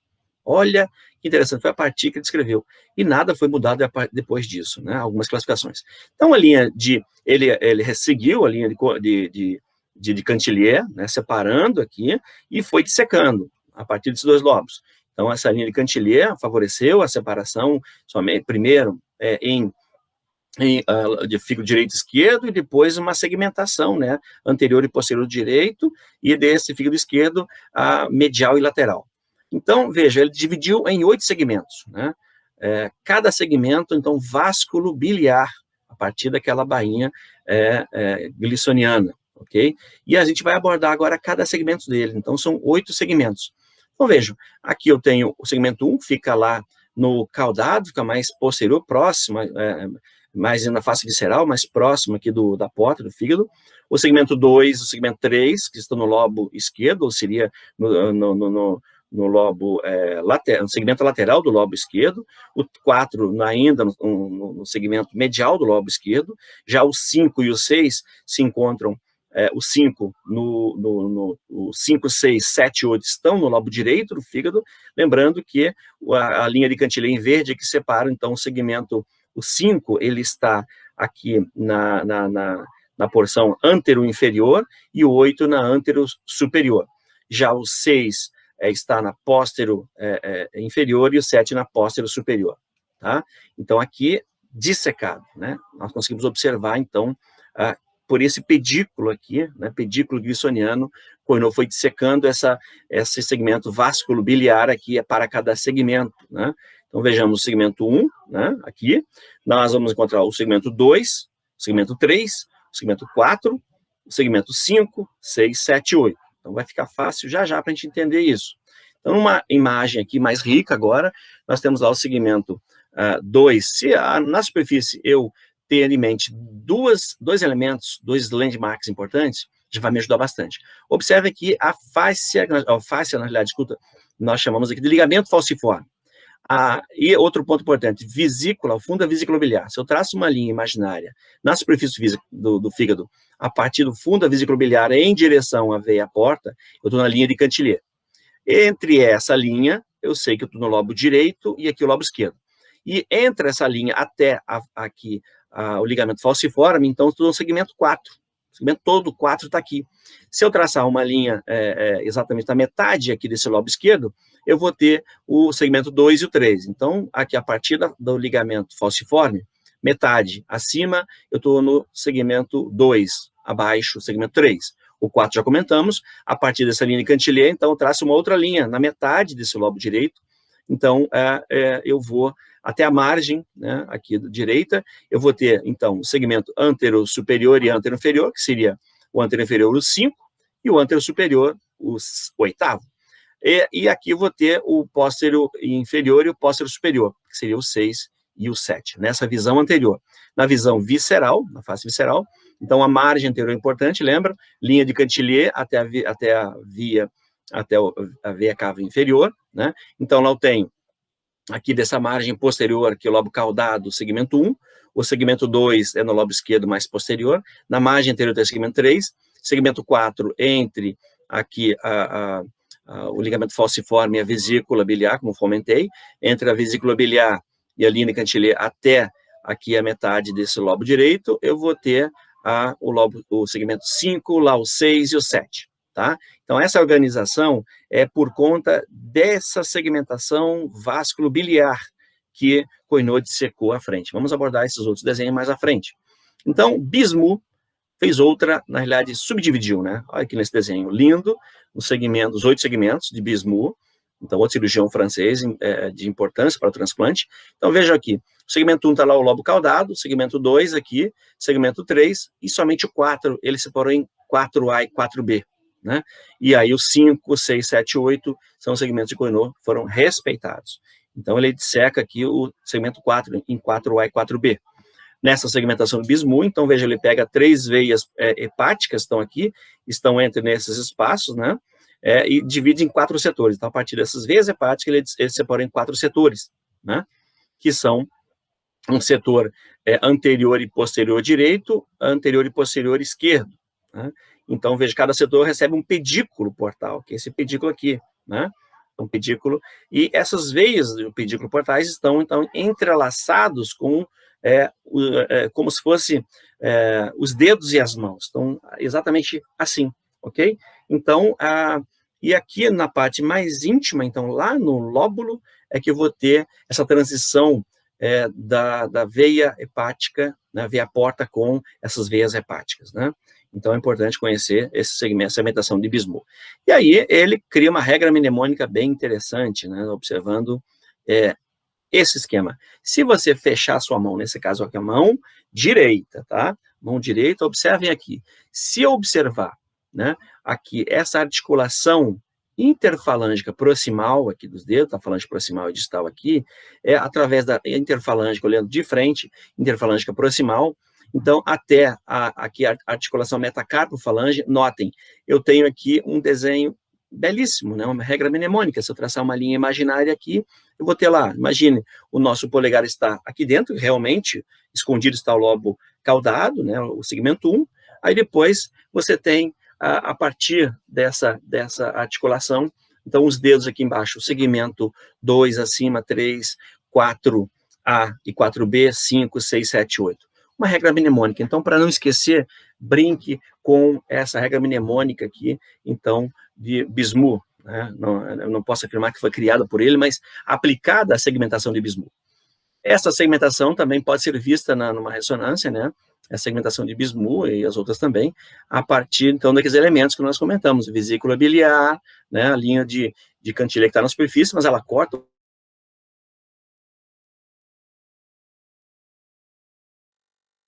do corte e 4B no plano mais superior. Essa segmentação de Goldsmith e Woodburn, então, na realidade, ela é a partir da linha de Cantilet, eu tenho o lobo direito e esquerdo, né? E o esquerdo eu vou ter um segmento, então, medial e lateral, do lobo esquerdo, e um segmento aqui anterior e posterior, do lobo direito, né? E aí ele separa somente em segmentos, né? Então, o segmento do lateral superior e inferior, o medial superior e inferior, do lobo esquerdo. O lobo direito em segmento anterior superior e anterior inferior, posterior superior e posterior inferior. Essa é a classificação, então, de Goldsmith, Woodburn, que é uma segmentação anatômica, mas leva em conta, aqui neste caso, observe que nessa face visceral, né, então, essa segmentação de Goldsmith. Desenho aqui clássico do Teixeira Latagé, estou mostrando a sistematização desses vasos para os segmentos, né? Todos os segmentos aqui, vejam. Então, o lobo esquerdo, o 2 e o 3, o 4, aqui o 5, 6, 7 e 8, está mostrando a veia, a porta chegando aqui, abrindo na porta do fígado, né? Abrindo, então, para o primeiro segmento lá atrás, o segmento de Spiegel, né? Ou lobo de Spiegel, lobo quadrado, segmento 1. Depois eu tenho aqui a veia porta, que chama veia porta direita, a porta direita e a porta esquerda, ou seria lobar direita e lobar esquerda. A lobar esquerda vai ter uma interlobar, né, esquerda, que seria para o segmento 2, e uma interlobar para o segmento 3. E aqui um outro interlobar para o lobo. A veia hepática direita, ou lobar direita, ela vai ter uma interlobar, então, para o segmento 5, para o segmento 8. E lá a interlobar, né, mais transversa, né, elas para o segmento 6 e 7. Aqui, então, como dedos entrelaçados, eu vou encontrar 3 veias, né? Então, um fluxo aferente são as veias hepáticas direita, esquerda e hepática média, que drenam o sangue já metabolizado no fígado para a cava inferior. Então, é importante comentar a relação desse fígado com os aumentos por conta da cirurgia hepatobiliar, né? Nota essa imagem mostrando, mais uma vez, aqui em 3D, essa relação do fígado, né? Aqui, e o aumento, né? Esse aumento menor aqui em cima, aumento maior aqui, que eu consigo observar nesse plano em verde, e posteriormente o aumento menor, então, essa bolsa aumental em azul. Lembrando que criam aqueles recessos, na realidade, essa bolsa, né, aumental. E lembrando que aqui essa bolsa aumental, as lâminas se coalescem formando o aumento maior. Isso é importante por conta desse aumento aqui, a transição do forame aumental de Winslow. Então, vejo aqui uma técnica, uma manobra de palpação, tocando ele, passando com o dedo atrás pelo forame de Winslow, né, um forame aumental aqui, para eu sentir esses elementos do pedículo hepático aqui, essa tríade portal, né? Então, esse forame aumental de Winslow, eu vou ter essa manobra, chamada manobra de Pringle. Pringle é esse senhor aqui que descreveu essa manobra. Importante para identificar, então, a artéria, a veia, e numa cirurgia aberta ou fechada, eu preciso identificar esses elementos para poder ligar os vasos, sobretudo a cística, porque eu vou fazer uma hepato, digamos aqui, uma colecistectomia, né? Então, essa manobra de Pringle, né, eu identifiquei através do forame aumental de Winslow os elementos do pedículo, né, vou dissecar aqui, e geralmente você faz nessa manobra um pinçamento desses elementos. Essa manobra Pringle. Então, descrito inicialmente em torno de 60 minutos, 50, 60 minutos. Hoje tem artigos que dizem que 20 minutos já levam uma síndrome inflamatória de resposta sistêmica, com polimorfos nucleares, com congestão venosa, que acontece mesentérica aqui, porque está chegando, e esplênica, porque o sangue está chegando através da veia porta, que foi pinçado aqui, né? Então, manobra Pringle. Então, quanto mais rápida a cirurgia, menos você tem, menos chance de lesão você tem, né? Lembrando que esse artigo já fala em 20 minutos, então uma cirurgia de 20 minutos seria o ideal, né? Então, vejam, para essa cirurgia, os elementos numa videolaparoscopia, né, uma colestectomia por vídeo, eu preciso identificar aquele nosso suco de Rouvier, né, ou de Gans, né, e também o ligamento venoso de Arantius. Para poder identificar esse suco aqui, eu preciso ter em mente essa anatomia, né? Aqui numa peça da tese de doutorado do Dr. Martins, mostrando então essa incisura destra de Gans, também chamado de suco de Rouvier, tá? Então está aí no segmento 5. Aqui, mais uma vez, relembrando, que nós já comentamos, suco de Rouvier, essa incisura, né, suco de Rouvier aqui em branco, né, através da essa vista, através da videolaparoscopia. Então, esse suco é importante, ele está presente em 82%, né, de peças no estudo do Dr. Martins. Notem vocês, aqui nessa peça dissecada agora, começou a dissecar, eu encontro aqui já o início do pedículo, já estou tirando aqui peritônio, estou tirando, e aí eu consigo já evidenciar vaso, nesse caso o trígono de Calot, que se encontra exatamente por aqui, né? Aqui em vermelho, então, o ducto colédoco já. E lembrando daquela metamnemônica que nós chamamos de Rangers. Algumas variações hepáticas podem existir, né? Então, como um lobo de Hiddeus aumentado, um lobo a mais, né, aqui nessa região, na superfície, pode apresentar aquelas impressões que nós já falamos, e aqui o lobo de Hiddeus. Então, vejam, está aumentado aqui desse lobo esquerdo, né? Nessa outra imagem, uma variação embriológica agora, então, através de elementos vasculonervosos aqui no diafragma, eu posso ter uma herniação, né, um lóbulo anômalo para a cavidade torácica. Lembrando aquela hérnia de Bosch-Dallé que acontece à esquerda, na cúpula aqui esquerda. Então, na direita pode acontecer essa anomalia, às vezes um achado cirúrgico. E na superfície, então, a projeção do lóbulo, né, um apêndice hepático, também pode ser identificado aqui na tese do Dr. Martins, está bem claro aqui, né? Então, a irrigação arterial do fígado, ela acontece a partir do tripé de Rayleigh, né? Ou, diríamos, tronco celíaco. Então, o tronco celíaco é o primeiro tronco que surge aqui no abdômen, como ramo da aorta, né? Lembrando que os primeiros ramos são frênicas inferiores, né? E aqui, então, como um grande maior tronco, eu tenho esse tronco celíaco, ou tripé de Rayleigh também chamado, que dá origem a uma artéria gástrica esquerda, uma esplênica, né, que é essa aqui, também chamada de lienal, inclusive em latim, e a hepática aqui comum, né, que nos importa. Tem um erro aqui importante chamado artéria hepática, desculpa, uma artéria hepática comum, tá certo. Depois ela se divide em hepática própria, que é o nosso interesse, que vai nutrir o fígado. A hepática própria, por sua vez, deixa nutrição aqui para a vesícula biliar, que é a cística. Então, antes, na divisão de hepática comum para hepática própria, eu vou ter uma chamada de gastroduodenal. Então, é a partir daqui que se bifurca, eu tenho o início dessa artéria no pedículo hepático, ok? E podendo ocorrer variações desse pedículo hepático, né? Então, pode ocorrer N variações aqui dessa artéria hepática, né? Hepática, ela pode ser mais aqui acima, pode ser independente da aorta, né? Ou a partir de uma, ou da gástrica ou da esplênica. As variações são enormes.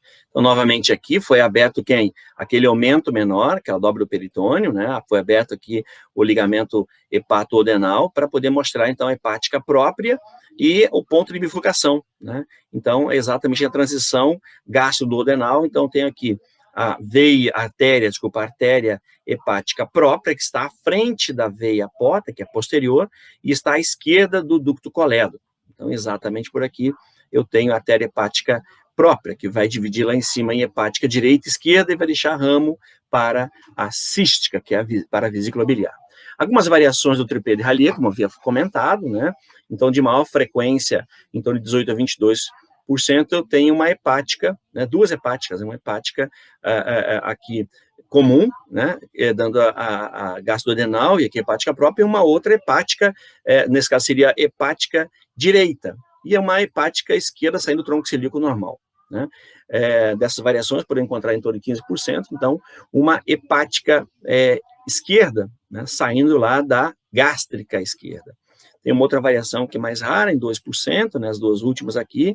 Então, essa artéria hepática de esquerda saindo mais baixa, divisão mais baixa.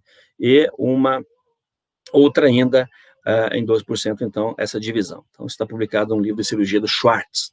Outras variações segmentares, e, portanto, o padrão usual. Então, esse aqui, né, a hepática própria, dando hepática direita e esquerda, e uma outra em 25%, que ela pode, então, eu tenho, a partir da hepática direita, eu tenho uma medial esquerda, né, para o segmento esquerdo, e uma lateral para o segmento esquerdo. Né? Geralmente, essas laterais e mediais saem da hepática esquerda. Então, são variações de importância cirúrgica, né?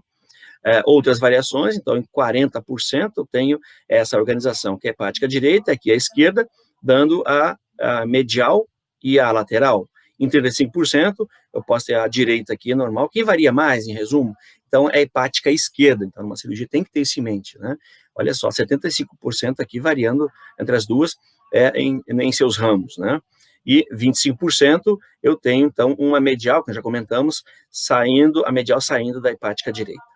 Aqui uma variação que nós publicamos, né, variações anômalas das artérias hepáticas, um relato de caso, juntamente com o professor Rafael Cisne de Paula, né, onde nós conseguimos evidenciar, então, lá o tronco celíaco, e o importante, essa artéria aqui, então, a artéria hepática direito, saindo lá posterior, fazendo parte uma variação mais rara da que nós comentamos aqui.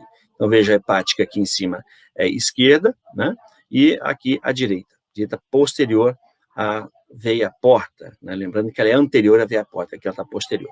A drenagem venosa, então, é importante comentar, a drenagem venosa do fígado tem que ter em mente uma drenagem afluente, né? É aferente ao fígado, então é através da veia porta, que traz sangue, então, aqui, de todo o intestino delgado, do intestino grosso, através do delgado e o grosso colo ascendente transverso, pela veia mesentérica superior, que recebe a veia esplênica, essa veia esplênica trazendo do baço, né, o produto da hematopoese, e recebe aqui, essa esplênica recebe algumas veias pancreáticas, né, que estão levando, então, aqui para ela hormônios, né, hormônios hipoglicemiantes, então, para essa veia. E essa veia esplênica recebe a veia mesentérica inferior, que nós já abordamos no intestino, então, que está trazendo sangue desde lá do reto, sigmoide, colo descendente e parte do colo transverso. Então, essa veia mesentérica inferior drena para a esplênica com a mesentérica superior é que forma a veia porta. Então, esse sangue se mistura aqui. Notem a coloração do fígado aqui, é esquemático para ter uma ideia de que esse sangue, então, da veia porta, praticamente do intestino delgado todo, né, os nutrientes do colo ascendente transverso, vai para grande parte da onde? Do lobo direito, vai para os segmentos aqui, 5, 6, 7 e 8, e se mistura aqui em parte com o sangue vindo do intestino grosso, colo descendente, do baço e do baço pâncreas e do estômago, então para o segmento medial e segmento lateral do lobo esquerdo. Isso é uma ideia, então, dessa mistura de sangue, tá? Não é 100% assim, mas o desenho do Neto, ele traz para a gente, então, uma organização para a gente ter isso claro em mente, né? Então, esse fluxo aferente para o fígado é veia porta. Notem lá atrás, passando a veia cava inferior. Então, aqui foi recortado, mostrando a relação importante dessa veia porta, já dividindo, né, aqui em veia lobar direita e esquerda, né, e lá atrás a importância da veia cava, passando posterior no seu sulco para ela, do fígado, recebendo as veias hepáticas. Então, de um fluxo agora eferente do fígado para a veia cava inferior. Tá? Então, essa relação é importante em algumas fisiopatologias, né, de massa, de aumento desse fígado, tumor, que podem comprimir essas veias, comprimir a veia cava, né? Então, aqui esse desenho mostrando uma organização geral dessa veia porta, esse fluxo aferente. Mais uma vez, se tirar do estômago agora, né, mostrando, então, às vezes pode ocorrer variação nessa mesentérica inferior, ela chegando direto aqui junto com a esplênica e a mesentérica superior, formando, então, uma cava trirradiada, desculpa, uma veia porta trirradiada, tá? É raro, mas pode acontecer. O fluxo eferente é o fluxo que sai do fígado, fluxo venoso ainda, né? Então, o fluxo que sai. O aferente, só para lembrar, ele é venoso e arterial. O arterial através da artéria hepática própria, para nutrir o parênquima hepático dos segmentos, e a veia porta para levar o sangue para ser metabolizado. Já o fluxo eferente, ele é só venoso, então são as 3 veias, né? A hepática direita, a média e a hepática esquerda, que vai drenar esse sangue metabolizado para a veia cava inferior e, por sua vez, chegar ao átrio direito e seguir o caminho. Tá? Aqui foi retirado o fígado para notar, então, as 3 veias hepáticas, né? Direita, esquerda e a média, né? Então, foi retirado o fígado para ter essa ideia, e elas estão exatamente naquela região desprovida de peritônio, né? Então, a área nua do fígado. Né? Então, nessa imagem mostra claramente as 3 aqui. Um artigo também de variações hepáticas, nós publicamos juntamente com um cirurgião de fígado hoje, o Dr. Neves, que foi nosso aluno, nosso monitor, né? Professor Manaia, professor Cavazói, Williams, os 3 ícones do Departamento de Morfologia da UF, né? Professor Rodrigo Mota também, outro ícone, e esse humilde professor que vos fala aqui. Então, escrevemos variações hepáticas. Então, as veias, geralmente, elas drenam para onde? Nós acabamos de falar, para a veia cava inferior. Então, nessa imagem aqui, eu tenho 3 veias hepáticas drenando, aqui eu diria de um segmento posterior inferior, né, para a veia cava inferior aqui abaixo, antes dela transitar atrás do fígado. Então, uma variação de importância cirúrgica. As veias hepáticas podem variar também, elas apresentam 4 tipos, né? O que é mais comum é o tipo 2, né? E que tem 42%. Então, quais são as variações? Elas podem apresentar tipo 1, somente 2 veias hepáticas, né? E as afluências uma hepática trirradiada aqui, então, somente 10%. A tipo 2, eu tenho 42%, então, a veia hepática aqui, as veias hepáticas, as 3 veias, né? Ou a variação sempre da média aqui, ou da hepática esquerda variando, ou independente. O tipo 3, em 26%, quem está variando aqui pode ser, então, em A, tipo 3A, então eu tenho 4 veias hepáticas, né? Podemos ter 4, uma direita saindo independente, uma supernumerária, né? E tendo aqui, ou a média e uma supernumerária para triplo. E a tipo 4, 5% praticamente, eu tenho, então, ou somente 2 hepáticas, né? Ou a direita e a esquerda com uma fusionada com a média, ou aqui 2, eu tenho, então, direita e esquerda, né? Não tenho a média, ok? Então, são as variações. A inervação do fígado. Vamos lá. Então, o fígado é inervado a partir de quem? Do nervo esplâncnico, né?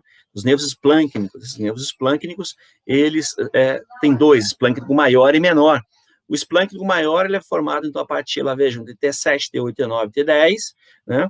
Vejam aqui, ele desce através do nervo esplâncnico, chega até onde? Até o gânglio celíaco, fica ao redor do tronco celíaco aqui, né? E ganha o fígado através de quem? Da artéria, né? E aqui da artéria celíaca, ganha através da artéria hepática, né? Hepática comum, depois própria do tronco celíaco. Então, ele acompanha o feixe vascular nervoso aqui. Então, a inervação simpática. Então, a simpática, a partir de T7 a T10, nervo esplâncnico maior, né, chega ao tronco celíaco e vai ao fígado. Né? E eu tenho a parasimpática. Parasimpática, então, não só o fígado, como as vias biliares também, intrahepática e aqui extrahepática. Né? E, então, eu tenho a parasimpática inervação. Inervação parasimpática através de quem? Do nervo vago. Então, o nervo vago, ele é o 10º par craniano, está aqui em azul, né? Azul, então, parasimpático vago, vermelho aqui, preto, unidos, essas cores. Então, simpático, lembrando que o eu vou ter uma fibra pós-ganglionar, uma fibra pré-ganglionar, né? E aqui, do lado em azul, tenho o nervo vago direito e esquerdo, e aqui, quando atravessa o diafragma, eles vão pelo tronco celíaco até o fígado, ok? Então, lembrando que aqui eu tenho o nervo frênico, chamando a atenção para o nervo frênico nessa imagem. O frênico vem para inervar aqui o direito, a cúpula direita do diafragma. O diafragma está muito íntimo de quem? Do fígado, que está logo abaixo. O fígado, em parte aqui, ele é desprovido de peritônio área nua, né? E o peritônio mantém uma relação aqui, então, com o nervo frênico. Imagine vocês, então, aqui uma alteração, né? Nessa região suprahepática, né? No recesso suprahepático, subhepático, enfim, que tem relação com o peritônio. Eu posso irritar o nervo frênico, por isso, geralmente a dor, né? Aqui é o hipocôndrio direito, que se estende para a região do dorso à direita aqui, tá? Uma dor hepatobiliar. Mas pode se irradiar lá para o ombro direito, né? Para o ombro e região escapular direita. Por conta de quem? Do C3, C4, C5, que é a origem do nervo frênico. C3, C4, C5 dá o frênico, né? E também alguns ramos supraclaviculares, por isso essa dor para o ombro, ok? Então, aqui a imagem do Neto é mostrando o vago, né, o tronco vagal aqui anterior, e lá vai ter o posterior, e aí é o direito e esquerdo que forma o tronco vagal, né? O tronco vagal, então, anterior, ele dá um raminho aqui, que é um ramo hepático, né? Um ramo anterior. E aí eu vou ter lá embaixo um outro ramo, através vários outros ramos, através do tronco celíaco, chegando aqui para o plexo hepático, né? Para o fígado. Então, aqui o nervo vago. E o parasimpático, né? Aqui agora a gente mostrando, novamente, um nervo vago, o seu ramo, divisão anterior, lá da divisão posterior, pelo celíaco, então o plexo celíaco, o plexo hepático, acompanhando a artéria, o pedículo para todo o fígado. Né? Então, é importante comentar, né, aqui do nervo, que aqui essa imagem não estou mostrando, na realidade, ou na realidade eu quero que fique claro, então, essa inervação celíaca aqui, ela se mistura. Tem o ramo do vago e eu tenho lá o ramo do esplâncnico, então o vago parasimpático e o simpático através de T7 a T10, que é o esplâncnico, que chega aqui maior, chega até o tronco celíaco e aqui esse plexo, tá, simpático. A drenagem linfática do fígado acontece, então, tem uma drenagem linfática superior e uma drenagem linfática profunda. Esse desenho do Testila-Tager, muito bom. Mostra para a gente, então, essa drenagem superficial, né, do parênquima, aqui da superfície do fígado, que acontece, então, um trajeto através da coluna vertebral aqui, né, parede torácica, né, diafragma, que está aqui em cima, número 6, e a parte da superfície drena para esses linfonodos aqui, que são os linfonodos da porta hepática, né, aqui o número 8, ou drenam lá para aquela região que seria o 6, o 7 aí, então, que é os nós linfáticos para chifoides, né, mais anteriores, ok? E supradiafragmáticos. Então, tem uma relação aqui os processos chifoide e parachifoides aqui. Então, região supradiafragmática. Isso é importante, essa relação com quem, gente? Esse linfonodo supradiafragmático? Também com o nosso pulmão, que está muito em cima aqui, muito próximo. Então, relação anatômica, linfática, de importância metastática, ok? Então, aqui ainda existe desses linfonodos que estão hilares ou porta-hilares, também uma relação de superfície com quem? Com os linfonodos aqui suprapancreáticos. Nesse desenho mais esquemático ainda, do livro do Scandalax, mostra os superficiais, então, vejam, aqui o fígado e aqui o diafragma. Então, eles drenam na parte, traçando uma linha imaginária aqui, o segmento mais próximos do diafragma, então eles atravessam aqui, junto com o nervo frênico, junto com os vasos da aorta lá, o esôfago, através da veia cava, né, e eu tenho, então, aqui, e através da abertura aqui de Morgani para os vasos, eu tenho a drenagem para os chifóideos aqui, né, eu tenho a drenagem para essa região que são os frênicos, né, anteriores e posteriores, e eu tenho aqui os frênicos posteriores. Então, vejam, essa drenagem superficial, né, do fígado, dessa superfície aqui, ok? Então, são os paracárdicos, alguns para os paracárdicos, outros para lá, os pericavais, ok? E alguns, como falei para vocês aqui embaixo, para duodeno e pâncreas. A drenagem profunda, então, eles acompanham quem? Acompanham os vasos, só lembrar, então, aquele fluxo aferente, né? Então, nesse caso aqui, os vasos linfáticos, eles, seguindo as veias hepáticas, né? Eles seguem esse fluxo eferente das veias, né? Então, vamos para esses linfonodos superficiais que nós chamamos aqui em cima de linfonodos laterais aqui da veia cava inferior, superiores, superficiais.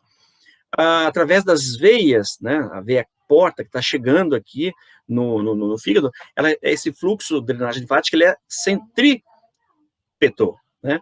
Então, é centrífugo, ele está fugindo, né, ao ponto que da veia porta ele é centrífugo, então, está indo para o centro, centrípeto, e centrífugo é a drenagem linfática, centrífugo do fígado. Então, ela drena para onde? Para esses linfonodos celíacos, né? Os linfonodos que se encontram aqui, gastroduodenais, né? Gastrohepáticos, se encontram nessa região aqui, e pancreático-duodenais. Obrigatoriamente vai drenar, então, que para a cisterna do quilo, lá por sua vez, para o ducto de Pequet, o ducto torácico. A anatomia patológica do fígado não existe aqui N situações, né? Mas em geral temos aqui abscessos, né? Que podem ser piogênicos, amibias, temos cirrose, né? Então cirrose micronodular e macronodular, né? Pode ser, então, cistos eu posso encontrar aqui, cistos não parasíticos e cistos idáticos, né? Eu posso encontrar tumores benignos e malignos, né, metastáticos, superficiais e profundos. Então, em resumo, são essas patologias do fígado. Olha o porquê do termo fígado, até usei essa imagem brincando com vocês, porque ficatum vem de figo, que era a alimentação dada aos patos, né, que causa aquela esteatose hepática.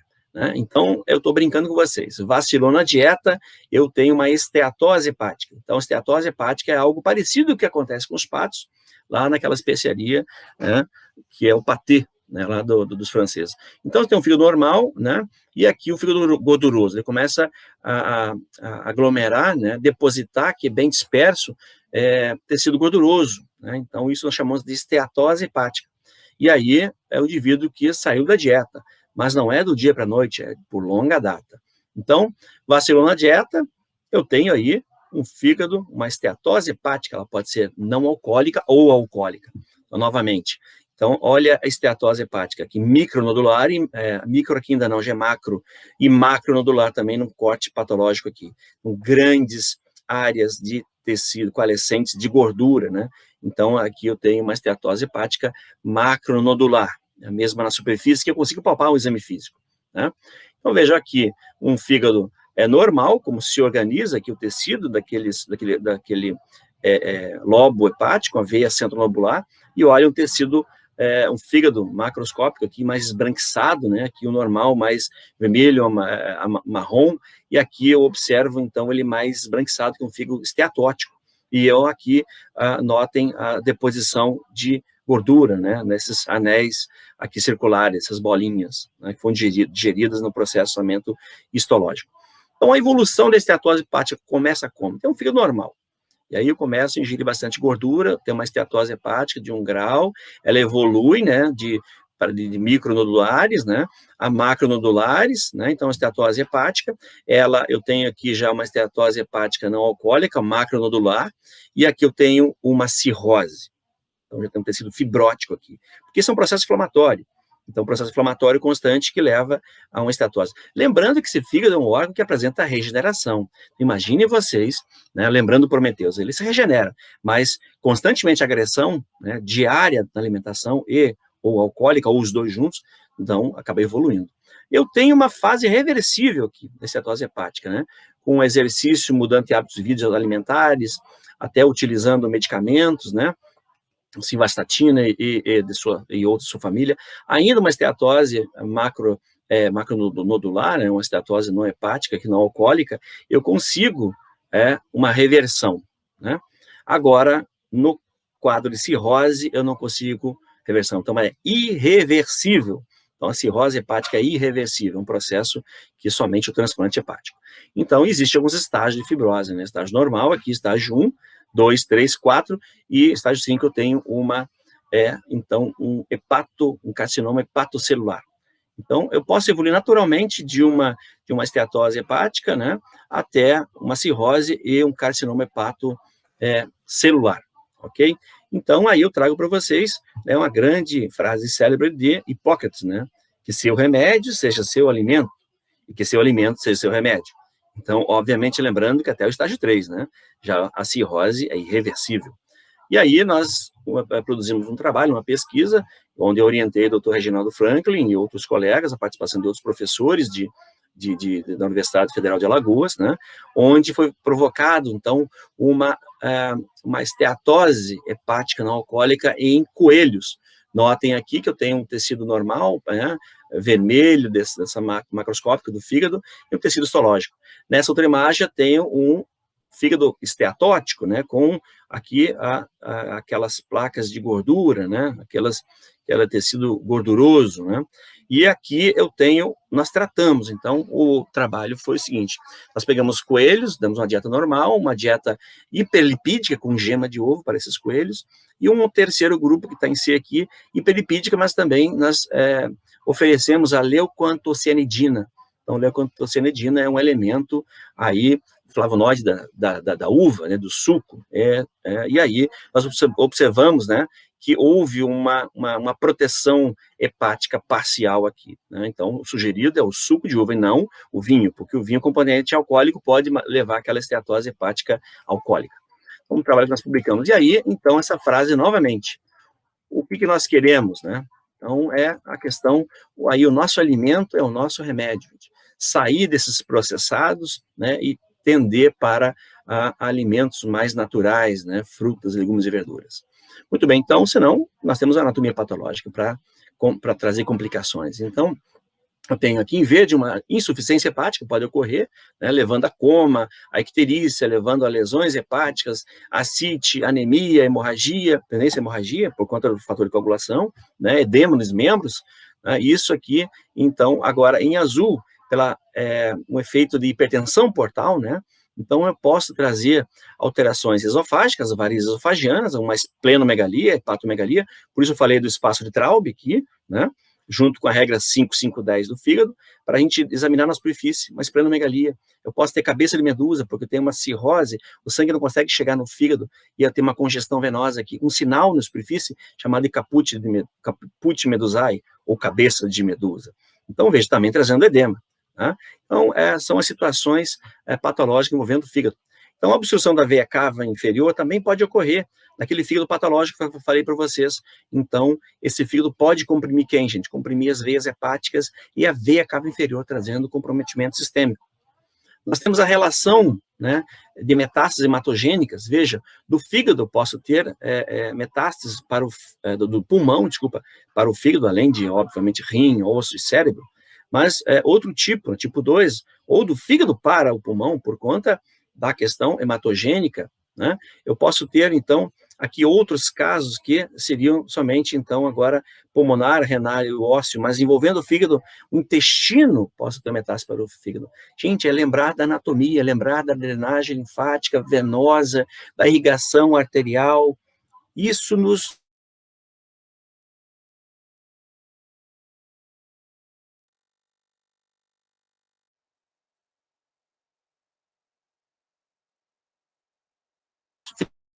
Nessa outra imagem, nós conseguimos visualizar, deixa eu não perder, isso mesmo, nós temos aqui, então, um esquema mostrando para vocês aqueles recessos, né, o recesso hepatorrenal, o recesso subfrênico, como eles são contínuos com o peritônio. Então, imagine vocês, está mostrando aqui, desde a pelve, né, através da goteira paracólica, eu posso chegar no recesso hepatorrenal, né, ou posso acumular sangue naquele espaço reto uterino.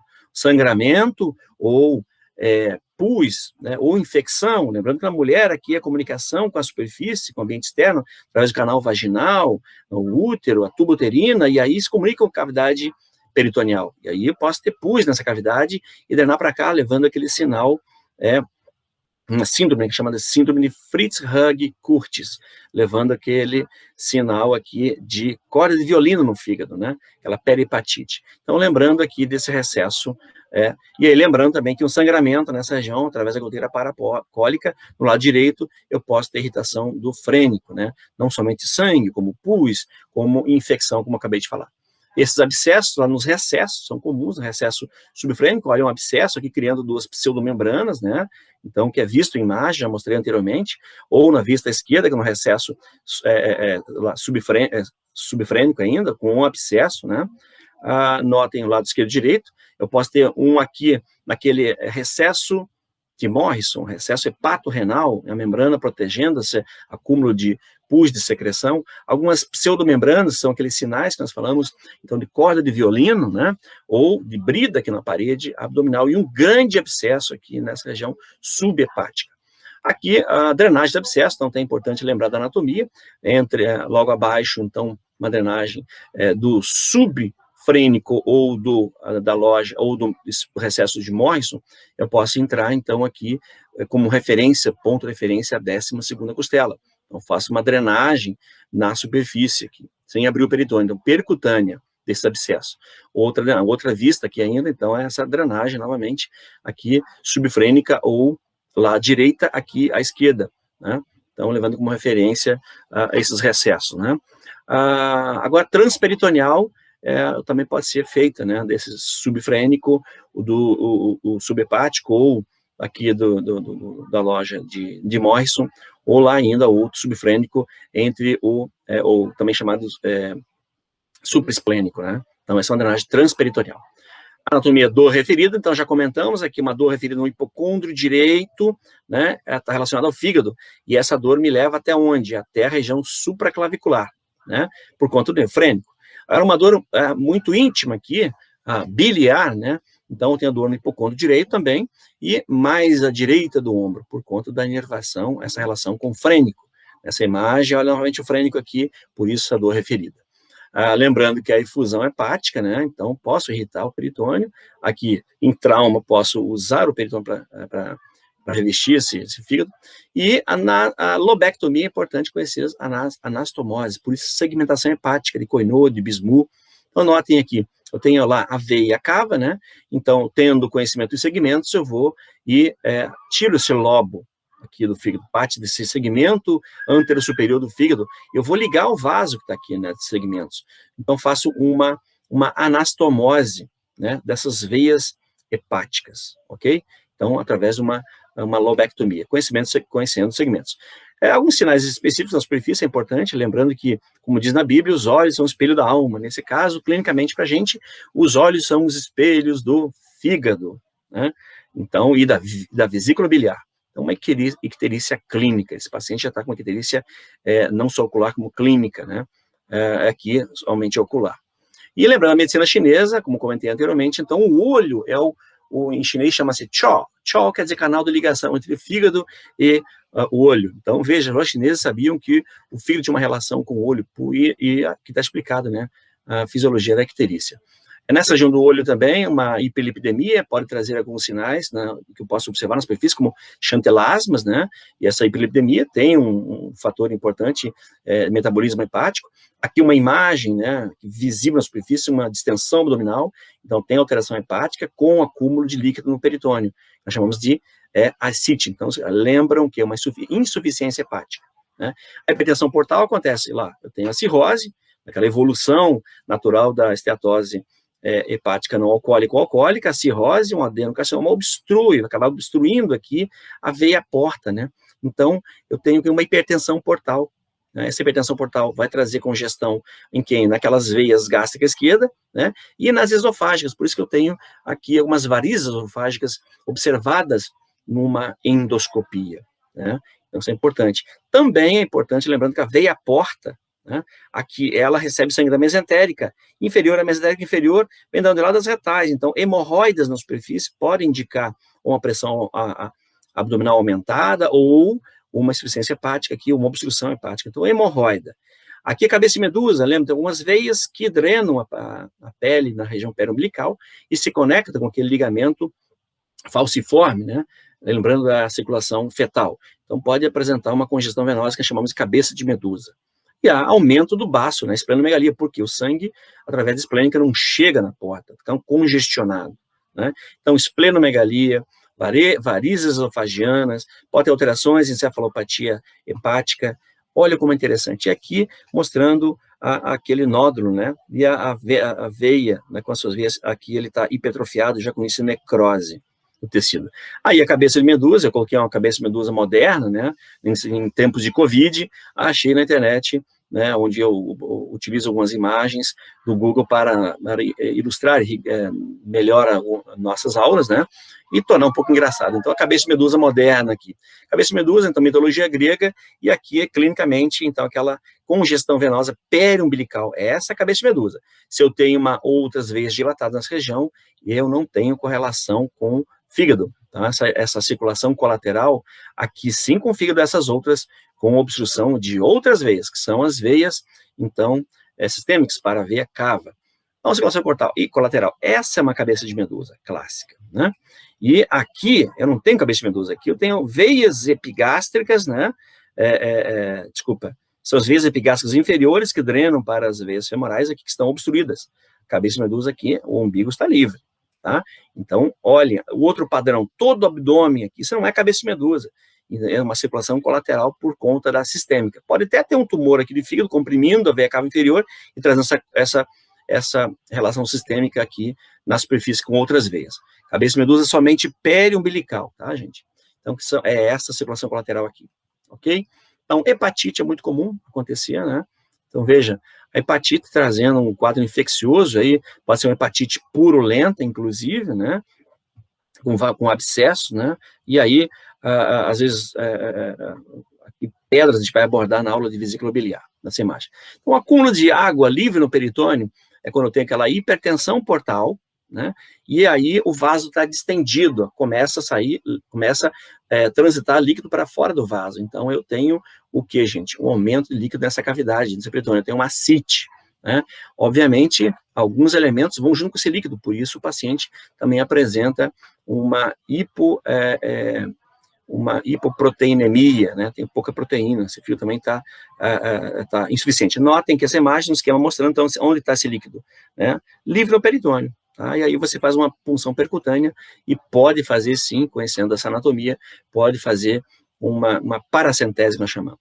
Um sinal semiológico, né, uma manobra para ascite, né, é o sinal de Piparotti. Então, sendo sinal de Piparotti, ou o paciente ou um outro avaliador põe a mão exatamente no plano mediano e eu dou algumas pequenas pancadinhas no lado direito, no lado esquerdo do abdômen e eu consigo sentir a verberação desse líquido à esquerda aqui. Então, eu percebo o líquido que está nesse abdômen. Então, sinal de Piparotti. Ou maciçez móvel em decúbito também, consigo a partir aqui da palpação desse abdômen. A amplitude hepática, lembrando, né, aqueles 4 a 8 centímetros na linha mediana, e aqui da quinta costela, então, de 6 a 12, né, nessa linha hemiclavicular. É na linha hemiclavicular que eu vou fazer a hepatimetria, que é isso, gente. Então, venho palpando lá da linha mamilar, lá do quinta costela, palpo, e aí eu percebo que aqui é timpânico, e aqui é maciço. Maciço por quê? Eu tenho fígado aqui atrás, não me trará som. E a partir daqui desse rebordo costal, ainda é timpânico, e mais abaixo deveria ser, que é maciço, timpânico abaixo desse rebordo costal. Então, e eu vou perceber que ele pode estar, o que, maciço mais abaixo. Opa, tem um aumento do fígado, né? E tem um aumento hepático. Aí, também a hepatimetria eu utilizo para medir, né, a quanto eu percebo, eu peço para o paciente fazer uma inspiração profunda, o diafragma empurra o fígado, a margem anterior do fígado vem lá para baixo. Eu notei até onde ela foi, marco uma canetinha, depois pego uma fita métrica e vejo quantos centímetros o rebordo costal ele se encontra. Então, isso é importante, a hepatimetria no exame físico. Tá? Aqui é uma manobra bimanual de Mathieu, onde o médico se posiciona à direita do paciente, com as mãos, à direita do paciente, com as mãos no rebordo costal aqui, pede o paciente inspirar profundamente, ele palpa aqui a consistência do fígado e a margem, tá? Manobra de Mathieu. Ou manobra bimanual, né, de Torres-Lemos, que é uma mão posterior, aqui nessa região de flanco direito, hipocôndrio flanco direito, e a palpação do fígado aqui, com a inspiração e expiração, tá? Manobra de Torres-Lemos. E existe um sinal de Torres-Homem, né? Quando você vai fazendo a percussão aqui, tá lá em cima timpânico maciço, porque eu tenho o fígado atrás, e aqui, além de ser maciço, é doloroso. Então, faço uma percussão digital, né? Vocês vão aprender ainda, então, eu coloco a mão sobre a parede abdominal e percuto com meus outros dedos, é um dedo contra o dedo, por isso dígito digital. Então, ela é intensamente dolorosa e localizada nesse sinal. Então, nessa rebordo, nós chamamos de Torres-Homem, característico de abscesso hepático. A hepatomegalia, então, é um sinal de aumento do fígado. Olha o rebordo costal, até onde foi medido, né, com a fita, o fígado. Isso aqui, então, é uma hepatomegalia, o fígado aumentado, ok? E aí, com o fígado aumentado, na cirrose eu tenho também um baço aumentado, então eu tenho uma hepatosplenomegalia. E para eu saber se o baço está aumentado, né, após essa manobra, eu vou aqui para o espaço semilunar de Traub, né? Então, veja, eu tenho geralmente aqui a sexta costela, eu tenho a borda aqui do hipocôndrio e a margem do hipocôndrio esquerdo, né, a margem do fígado. Eu fiz um esquema para ficar mais fácil, para a gente entender aqui. Então, achei a quinta costela, traço uma linha nessa quinta costela, à esquerda, né, e traço outra linha na margem do hipocôndrio, né, até aqui a ponta da 10ª costela, e aí aqui essa margem lateral seria a margem lateral do baço. Então, o baço é arredondado, e essa região é arredondada por conta da cúpula diafragmática esquerda, então deu um aspecto de meia-lua, por isso o sinal, espaço semilunar de Traub, onde aqui o baço acompanha essa meia-lua, essa região de cúpula diafragmática, e ele vem aumentando. Então, passou desse espaço aqui, eu tenho que ser o quê? Timpânico, né, gente? Timpânico por conta do estômago, é timpânico, então, na percussão. E aí, se eu percebo que o baço pode estar aumentado, então tem uma esplenomegalia, isso fica o quê? Submaciço ou maciço, porque o baço preencheu, tá? E às vezes até um rebordo aqui costal com baço, uma esplenomegalia muito grande, tá? Então, aqui existe um ponto também importante, né? Desse ponto, desse espaço semilunar de Traub, e vejam como o baço está aumentado com uma vista lateral, vamos ver o baço está abaixo a relação com o diafragma aqui, e aqui o espaço de Traub pode estar aumentado, então, a esplenomegalia. Nessa imagem, então, aqui o paciente está de lado, na linha axilar anterior e linha axilar média, entre as duas, então, na região da 10ª costela, tem um ponto, né, o ponto chamado de ponto de Castel, ou também já vi em livros como o ponto de Castelli. Então, vejam, eu faço uma percussão entre os pacientes de lado, né, o baço, uma percussão negativa, o baço está na linha axilar, onde? Linha axilar média. Se eu encontrar o baço aqui, tem que estar, deve estar aqui timpânico, está aumentado, né, submaciço, eu tenho, então, uma percussão esplênica positiva, aonde? No ponto de Castelli. Então, dois sinais para identificar o baço, tá? Fáceis, só identificar a ponta, então, da 10ª costela, na linha clavicular, linha axilar anterior e linha axilar posterior, média. Então, aqui está a linha axilar, esse é o ponto, então, ponto de Castelli. Então, o baço deve estar lá atrás, e se ele tiver aumentado, preenchendo aqui o espaço Traub, então, ele está todo aqui, e aí eu consigo identificar até a ponta de Castelli, ok? Bom, uma frase célebre desse grande cirurgião foi Bismuth, né? Que através de um bom, eu diria, excelente conhecimento de anatomia, e é um pré-requisito para a cirurgia moderna do fígado. Então, isso fica de mensagem para todos que nos assistem. Eu agradeço a todos, e aqui a nossa bibliografia utilizada e recomendada. Sempre utilizamos o Textila Tagi como referência, o livro da anatomia do Gray, né, na 40ª edição, revisada pela Susan Standering, muitos desenhos obviamente, imagens maravilhosas, ilustrações médicas do Netter, né, já com contribuições do brasileiro, o professor Machado, o Prometheus, aqui citamos, ilustrações também do Netter de patologia. E o Google, né, utilizamos também imagens do Google. Então, sempre eu deixo claro, não é a intenção do autor dessa aula substituir os livros, e sim indicá-los, divulgá-los para a aula. Então, para melhor aproveitamento, esses livros são importantes para a consulta, juntamente com essa aula, antes ou após a aula. Muito obrigado a todos.